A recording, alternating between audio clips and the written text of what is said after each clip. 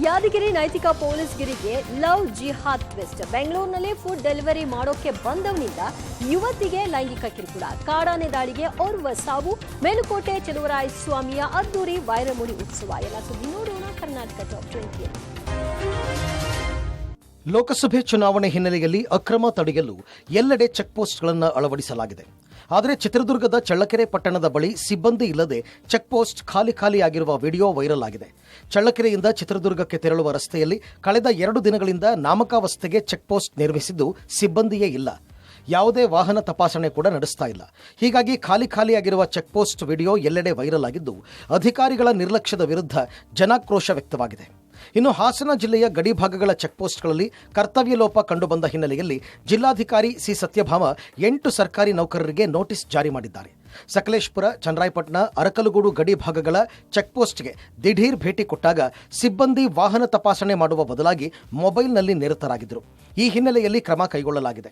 ಇನ್ನು ರಾಯಚೂರಿನ ಅಂತಾರಾಜ್ಯ ಚೆಕ್ಪೋಸ್ಟ್ನಲ್ಲಿ ತೀವ್ರ ತಪಾಸಣೆ ನಡೆಸಲಾಗ್ತಾ ಇದೆ. ಜಿಲ್ಲೆಯಲ್ಲಿ 5 ಅಂತಾರಾಜ್ಯ, 9 ಅಂತರ್ಜಿಲ್ಲೆ, 9 ಜಿಲ್ಲೆಯೊಳಗಿನ ಚೆಕ್ಪೋಸ್ಟ್ ಸೇರಿ ಒಟ್ಟು 23 ಚೆಕ್ಪೋಸ್ಟ್ಗಳನ್ನು ತೆರೆಯಲಾಗಿದೆ. ಸಿಸಿಟಿವಿ ಅಳವಡಿಸಲಾಗಿದ್ದು 3 ಪಾಳೆಯದಲ್ಲಿ ಸಿಬ್ಬಂದಿ ನೇಮಿಸಲಾಗಿದೆ. ಲೋಕಸಭಾ ಚುನಾವಣೆ ಹಿನ್ನೆಲೆ ಬೆಂಗಳೂರಿನಲ್ಲಿ ರೌಡಿ ಶೀಟರ್ಗಳ ಮನೆ ಮೇಲೆ ಪೊಲೀಸರು ದಾಳಿ ಮಾಡಿದ್ದಾರೆ.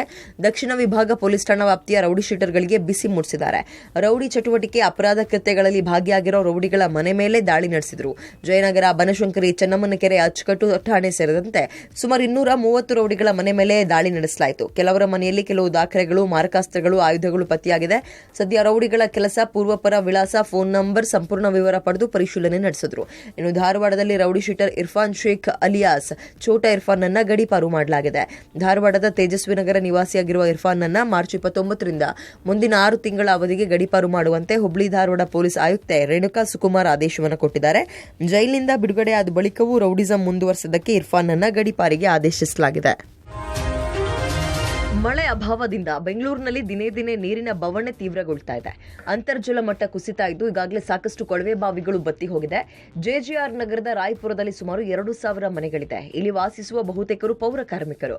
ಬೆಳಗ್ಗೆದ್ದು ನಗರವನ್ನು ಸ್ವಚ್ಛ ಮಾಡೋ ಇವರಿಗೆ ತಾವು ಸ್ವಚ್ಛವಾಗಿರೋಕ್ ನೀರಿಲ್ಲ. ವಿಜ್ಞಾನ ನಗರದ ಫಸ್ಟ್ ಸ್ಟೇಜ್ 4ನೇ ಕ್ರಾಸ್ನಲ್ಲಿ 8 ವರ್ಷಗಳ ಹಿಂದೆನೇ ಬೋರ್ವೆಲ್ ನಿರ್ಮಿಸಿದ್ರು, ಕನೆಕ್ಷನ್ ಕೊಟ್ಟಿಲ್ಲ. ಕಾವೇರಿ ನೀರು ಇಲ್ಲ, ₹1,000 ಟ್ಯಾಂಕರ್ಗೆ ಕೊಡಬೇಕಾದ ಪರಿಸ್ಥಿತಿ ಅಂತ ಸ್ಥಳೀಯರು ಗೋಳಾಡ್ತಿದ್ದಾರೆ. ಇನ್ನು ಬಾಪೂಜಿ ನಗರದ 5 ಹಾಗೂ 6ನೇ ಕ್ರಾಸ್ನ ಜನ ಸೊಪ್ಪು ತೊಳೆಯೋಕ್ಕೂ ನೀರಿಲ್ಲ ಅಂತ ಖಾಲಿ ಕೊಡ ಇಟ್ಕೊಂಡು ಪ್ರತಿಭಟನೆ ಮಾಡಿದ್ರು. ಮಾಗಡಿ ರೋಡ್ನಲ್ಲಿ ನೀರು ಸಂಸ್ಕರಣಾ ಘಟಕದಲ್ಲೂ ನೀರಿಲ್ಲ. ಇನ್ನು ನೀರಿನ ಅಭಾವದಿಂದ ಹೋಳಿ ಹಬ್ಬಕ್ಕೆ ಜಲಮಂಡಳಿ ಮಾರ್ಗಸೂಚಿ ಬಿಡುಗಡೆ ಮಾಡಿದೆ. ನೀರನ್ನ ಹಿತಮಿತವಾಗಿ ಬಳಸಬೇಕು ಅಂತ ತಿಳಿಸಿದ್ದು, ಮನೆಗಳಲ್ಲಿ, ವಾಸಸ್ಥಳಗಳಲ್ಲಿ ಆಚರಿಸೋದಕ್ಕೆ ಯಾವುದೇ ಅಭ್ಯಂತರ ಇಲ್ಲ. ಆದರೆ ಮನೋರಂಜನೆ, ವಾಣಿಜ್ಯ ಉದ್ದೇಶದಿಂದ ರೈನ್ ಡ್ಯಾನ್ಸ್, ಪೂಲ್ ಡ್ಯಾನ್ಸ್ ಆಯೋಜನೆ ಮಾಡುವಂಗಿಲ್ಲ ಅಂತ ತಿಳಿಸಿದೆ. ಇನ್ನು ನಾಳೆಯಿಂದ ಆರಂಭ ಆಗಲಿರುವ IPLಗೂ ನೀರಿನ ಅಭಾವದ ಭೀತಿ ಎದುರಾಗಿದ್ದು, ಕಬ್ಬನ್ ಪಾರ್ಕ್ ತ್ಯಾಜ್ಯ ನೀರು ಸಂಸ್ಕರಣಾ ಘಟಕದಿಂದ ನೀರು ಪೂರೈಸುವುದಾಗಿ ಜಲಮಂಡಳಿ KSCA ತಿಳಿಸಿದೆ. ಸಿನಿಮಾ ಶೈಲಿಯಲ್ಲಿ ಹಾಸನದಲ್ಲೊಂದು ಮದುವೆ ಮುರಿದು ಬಿದ್ದಿದೆ. ಬೇಲೂರು ಪಟ್ಟಣದ ಒಕ್ಕಲಿಗರ ಸಂಘದಲ್ಲಿ ನಡೀತಾ ಇದ್ದಂತಹ ಮದುವೆ ರದ್ದಾಗಿದೆ. ಬೇಲೂರಿನ ಮೂಲದ ಯುವತಿ ಮತ್ತು ಶಿವಮೊಗ್ಗ ಮೂಲದ ಯುವಕನಿಗೆ ಮದುವೆ ನಡೀತಾ ಇತ್ತು. ತಾಳಿ ಕಟ್ಟುವ ವೇಳೆ ಮದುವೆ ಮನೆಗೆ ಎಂಟ್ರಿ ಕೊಟ್ಟ ಯುವತಿಯ ಪ್ರಿಯಕರ ನವೀನ್ ತಾಳಿಯನ್ನ ಕಿತ್ಕೊಂಡಿದ್ದಾನೆ. ಯುವತಿ ನನ್ನನ್ನು ಪ್ರೀತಿಸ್ತಾ ಇದ್ದಾಳೆ, ನನ್ನ ಜೊತೆ ಮದುವೆ ಮಾಡಿಕೊಡಿ ಅಂತೇಳಿ ಪಟ್ಟು ಹಿಡಿದಿದ್ದಾನೆ. ಇದರಿಂದ ಕೆಲ ಕಾಲ ಗೊಂದಲದ ವಾತಾವರಣ ನಿರ್ಮಾಣವಾಗಿತ್ತು. ಮಾಹಿತಿ ತಿಳಿದು ಸ್ಥಳಕ್ಕಾಗಮಿಸಿದ ಪೊಲೀಸರು ಯುವತಿಯ ಪ್ರಿಯಕರ ನವೀನ್ನನ್ನು ವಶಕ್ಕೆ ಪಡೆದುಕೊಂಡ್ರು. ಯುವತಿ ಮತ್ತು ನವೀನ್ ಪರಸ್ಪರ ಪ್ರೀತಿಸ್ತಾ ಇದ್ರಂತೆ. ಈ ವಿಚಾರವನ್ನು ಮುಚ್ಚಿಟ್ಟು ಶಿವಮೊಗ್ಗದ ಯುವಕನ ಜೊತೆಗೆ ಮದುವೆಯನ್ನ ನಡೆಸಲಾಗ್ತಾ ಇತ್ತು.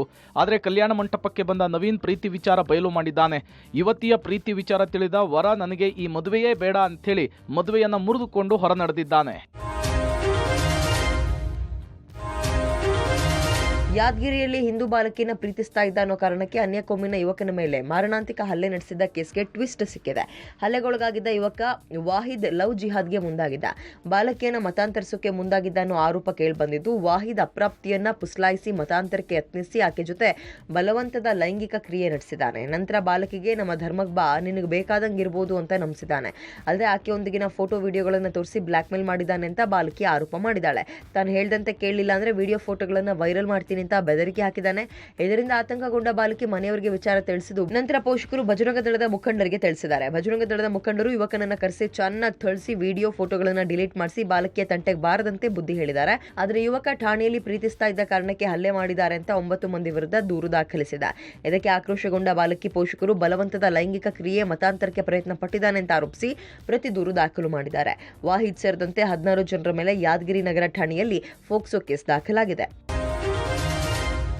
ಬೆಂಗಳೂರಿನ ಫುಡ್ ಡೆಲಿವರಿ ಬಾಯ್ನಿಂದ ಲೈಂಗಿಕ ಕಿರುಕುಳ ನೀಡಿರುವ ಆರೋಪ ತಡವಾಗಿ ಬೆಳಕಿಗೆ ಬಂದಿದೆ. HAL ಪೊಲೀಸ್ ಠಾಣೆ ವ್ಯಾಪ್ತಿಯಲ್ಲಿ ಘಟನೆ ನಡೆದಿದ್ದು ಡೆಲಿವರಿ ಬಾಯ್ ಬಿ ಆಕಾಶ್ ಬಂಧನವಾಗಿದೆ. ಕಳೆದ ಮಾರ್ಚ್ 17ರ ಸಂಜೆ 6:30 ವೇಳೆಗೆ HAL ಪೊಲೀಸ್ ಠಾಣಾ ವ್ಯಾಪ್ತಿಯ ಮನೆಯೊಂದಕ್ಕೆ ಫುಡ್ ಡೆಲಿವರಿ ನೀಡಲು ಆಕಾಶ್ ಹೋಗಿದ್ದ. ಈ ವೇಳೆ ಫುಡ್ ಡೆಲಿವರಿ ಬಳಿಕ ವಾಶ್ರೂಮ್ ಉಪಯೋಗಿಸಲು ಮನವಿ ಮಾಡಿ ಮನೆಯೊಳಗೆ ಎಂಟ್ರಿ ಕೊಟ್ಟಿದ್ದಾನೆ. ಬಳಿಕ ಯುವತಿಗೆ ಕುಡಿಯಲು ನೀರು ಕೊಡುವಂತೆ ಕೇಳಿದ್ದಾನೆ. ಆಕೆ ನೀರು ತರಲು ಒಳಗೆ ಹೋದಾಗ ತಾನೂ ಹಿಂಬಾಲಿಸಿ ಹೋಗಿದ್ದಾನೆ. ನಂತರ ಯುವತಿಯ ಕೈ ಹಿಡಿದು ಎಳೆದಾಡಿದ್ದಾನೆ. ಆಕೆ ಜೊತೆ ಅನುಚಿತವಾಗಿ ವರ್ತಿಸಿದ್ದಾನೆ. ಘಟನೆ ಸಂಬಂಧ ಯುವತಿ HAL ಪೊಲೀಸ್ ಠಾಣೆಗೆ ದೂರು ನೀಡಿದ್ರು. ದೂರಿನ ಅನ್ವಯ ಪೊಲೀಸರು ಆಕಾಶ್ನನ್ನ ಬಂಧಿಸಿದ್ದಾರೆ. ಈತ ಮೂಲತಃ ಕಲಬುರಗಿ ಜಿಲ್ಲೆಯವನಾಗಿದ್ದು ಬೆಂಗಳೂರಿನಲ್ಲಿ ಫುಡ್ ಡೆಲಿವರಿ ಬಾಯ್ ಆಗಿ ಕೆಲಸ ಮಾಡ್ತಾ ಇದ್ದ. ಇದೀಗ ಪೊಲೀಸರ ಅತಿಥಿಯಾಗಿದ್ದಾನೆ. ಬಿಸಿಲ ಬವಣೆಯಿಂದ ಆಹಾರ ಅರಸಿ ನಾಡಿನತ್ತ ಬರ್ತಾ ಇರುವ ಕಾಡಾನೆಗಳ ಸಂಖ್ಯೆ ದ್ವಿಗುಣಗೊಳ್ತಾ ಇದೆ. ಚಾಮರಾಜನಗರದಲ್ಲಿ ಕಾಡಾನೆ ದಾಳಿಗೆ 30 ವರ್ಷದ ವ್ಯಕ್ತಿ ಬಲಿಯಾಗಿದ್ದಾರೆ. ಹನೂರು ತಾಲೂಕಿನ ಕತ್ತಕಲ್ಪೋಡು ಗ್ರಾಮದಲ್ಲಿ ಘಟನೆಯಾಗಿದ್ದು, BRT ವನ್ಯಧಾಮದ ಬೈಲೂರು ವಲಯದಲ್ಲಿ ರಾತ್ರಿ ಆಹಾರ ಅರಸಿ ಬಂದಿದ್ದ ಕಾಡಾನೆ ಜಮೀನಲ್ಲಿದ್ದ ರೈತ ಮಾದನ ಮೇಲೆ ದಾಳಿ ಮಾಡಿದೆ. ರೈತ ಮಾದ ಸ್ಥಳದಲ್ಲೇ ಸಾವನ್ನಪ್ಪಿದ್ದಾನೆ. ಇನ್ನು ಕಾಫಿನಾಡು ಚಿಕ್ಕಮಗಳೂರಲ್ಲಿ ಕಾಡಾನೆಗಳ ಹಾವಳಿ ಮುಂದುವರೆದಿದೆ.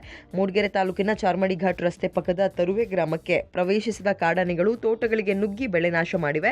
ಅಡಿಕೆ, ಬಾಳೆ, ಕಾಫಿ, ಮೆಣಸು ಬೆಳೆಗಳು ನಾಶವಾಗಿದ್ದು, ಕಾಡಾನೆ ದಾಳಿಯಿಂದ ಕಾಫಿ ತೋಟಕ್ಕೆ ಕೂಲಿಗೆ ಬರಲು ಕಾರ್ಮಿಕರು ಹಿಂದೆಟಾಗ್ತಿದ್ದಾರೆ. ಇನ್ನು ಕಳೆದ 3-4 ತಿಂಗಳಿಂದ ಮೂಡಿಗೆರೆಯಲ್ಲೂ ಕಾಡಾನೆ ಹಾವಳಿ ಹೆಚ್ಚಾಗಿದ್ದು, ಸರ್ಕಾರ ಮತ್ತು ಅರಣ್ಯ ಇಲಾಖೆ ವಿರುದ್ಧ ಸ್ಥಳೀಯರು ಆಕ್ರೋಶವನ್ನು ವ್ಯಕ್ತಪಡಿಸ್ತಾ ಇದ್ದಾರೆ. ಮಂಡ್ಯದ ಮೇಲುಕೋಟೆಯಲ್ಲಿ ವಿಶ್ವವಿಖ್ಯಾತ ವೈರಮುಡಿ ಉತ್ಸವಕ್ಕೆ ಕ್ಷಣಗಣನೆ ಆರಂಭವಾಗಿದೆ. ಚೆಲುವನಾರಾಯಣ ಸ್ವಾಮಿ ದೇಗುಲಕ್ಕೆ ಭಕ್ತ ಸಾಗರವೇ ಹರಿದು ಬಂದಿದ್ದು, ವೈರಮುಡಿ ಉತ್ಸವವನ್ನ ಕಣ್ತುಂಬಿಕೊಳ್ತಾ ಇದ್ದಾರೆ. ವಿಜೃಂಭಣೆಯ ಉತ್ಸವಕ್ಕೆ ಮೇಲುಕೋಟೆಯ ಪುರಾಣ ಪ್ರಸಿದ್ಧ ಧಾರ್ಮಿಕ ಕ್ಷೇತ್ರ ಮೇಲುಕೋಟೆ ಸಜ್ಜಾಗಿದ್ದು, ರಾತ್ರಿ 8:30ಕ್ಕೆ ಸಲ್ಲುವ ಆಶ್ಲೇಷ ನಕ್ಷತ್ರದಲ್ಲಿ ವೈರಮುಡಿ ಉತ್ಸವಕ್ಕೆ ಚಾಲನೆ ಸಿಗಲಿದೆ. ತಮಿಳುನಾಡು, ಕೇರಳ ಸೇರಿದಂತೆ ಹೊರ ರಾಜ್ಯಗಳಿಂದಲೂ ಲಕ್ಷಾಂತರ ಭಕ್ತರು ಆಗಮಿಸ್ತಾ ಇದ್ದಾರೆ. ವೈಭವಯುತ ಉತ್ಸವಕ್ಕಾಗಿ ಮಂಡ್ಯ ಜಿಲ್ಲಾಡಳಿತ ಸಕಲ ಸಿದ್ಧತೆಯನ್ನ ಮಾಡಿಕೊಂಡಿದೆ. ಇಂದು ಬೆಳಗ್ಗೆ 7:30ಕ್ಕೆ ಜಿಲ್ಲಾ ಖಜಾನೆಯಿಂದ ವಜ್ರ ಖಚಿತ ವೈರಮುಡಿ ಆಭರಣಗಳನ್ನು ಬಿಗಿ ಭದ್ರತೆಯಲ್ಲಿ ಡಿಸಿ, ಎಸ್ಪಿ ನೇತೃತ್ವದಲ್ಲಿ ಮಂಡ್ಯದಿಂದ ಮೇಲುಕೋಟೆಗೆ ತರಲಾಯಿತು. ಸಂಜೆಯ ವೇಳೆ ರಸ್ತೆ ಮಾರ್ಗವಾಗಿ ಮೇಲುಕೋಟೆಗೆ ಕಿರೀಟ ಮತ್ತು ಆಭರಣ ತಲುಪಲಿದೆ. ಬಳಿಕ ಶ್ರೀ ಚೆಲುವನಾರಾಯಣ ಸ್ವಾಮಿಯ ಉತ್ಸವ ಮೂರ್ತಿಗೆ ಕಿರೀಟ ಧಾರಣೆ ಮಾಡಿ ಉತ್ಸವಕ್ಕೆ ಚಾಲನೆ ನೀಡಲಾಗುತ್ತೆ. ನಂತರ ಮೇಲುಕೋಟೆಯ ಪ್ರಮುಖ ಬೀದಿಗಳಲ್ಲಿ ವೈರಮುಡಿ ಉತ್ಸವ ನಡೆಯಲಿದೆ. ಬಣ್ಣ ಬಣ್ಣದ ವಿದ್ಯುತ್ ದೀಪಾಲಂಕಾರಗಳಿಂದ ಸಂಜೆ ಮೇಲುಕೋಟೆ ಕಂಗೊಳಿಸಲಿದೆ.